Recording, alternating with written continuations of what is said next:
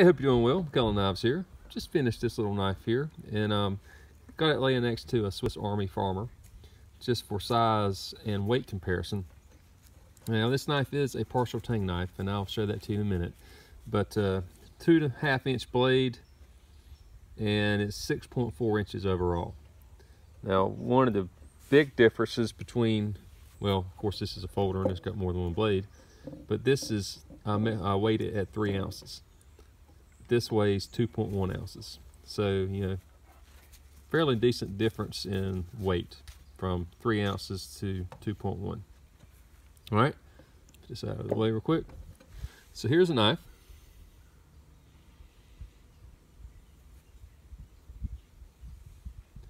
This is silver twill G10. There's your partial tang,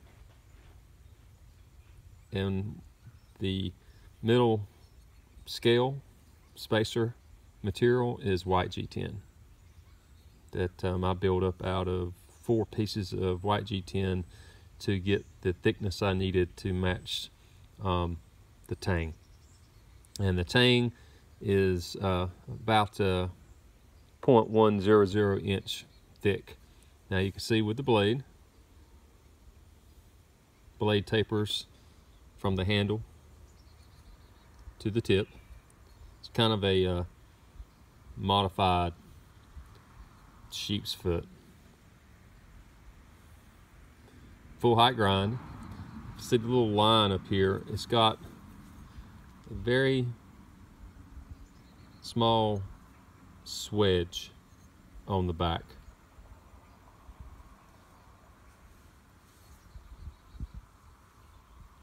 Got a 320 grit hand rubbed horizontal finish,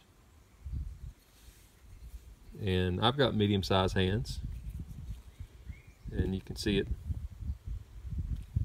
in my hands, so I get a full grip. That's one of the problems I have with small knives. Now, this with a 2.5 inch blade, something I normally wouldn't like, because most small bladed knives have a small handle, and I just don't really care for a small handle.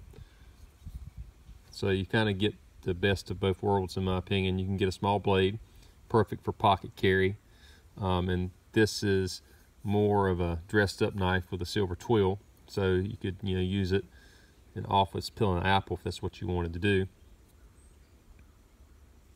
But it's got a big enough handle that it can actually be used. Now, of course, it's got a very lean grind, so it's not made for heavy work. But if you do need to cut something, you can hold on to it to cut. Here is some 9-10 ounce leather. So you can see it is a cutting knife, slicing knife. Very lean geometry.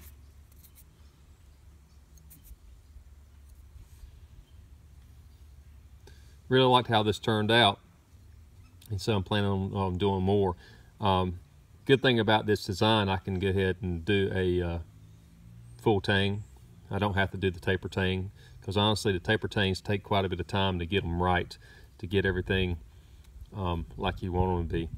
They're really good for weight reduction, using more expensive materials, and also like offcuts if you have smaller pieces of steel you want to use. And you don't have to worry about the strength. I mean, think about a folder. Back to the sack. The weakest point in this folder would be the little pin holding it.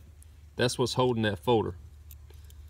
Well, this has got a pin, in this case just one pin, and then another pin, and then it's got a tight joint here.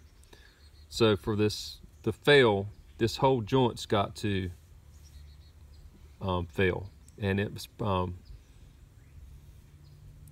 of pressure fit, and so the whole joint would have to be able to move, and so it would have to, the whole handle would have to fail for that to happen.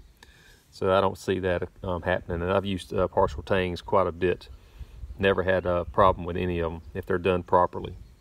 So anyway, there you go. Hope everybody's having a great day. Also, this one's got a nice rounded Kydex sheath stick in your pocket. So, McCullen Knives here. Hope you all just take care.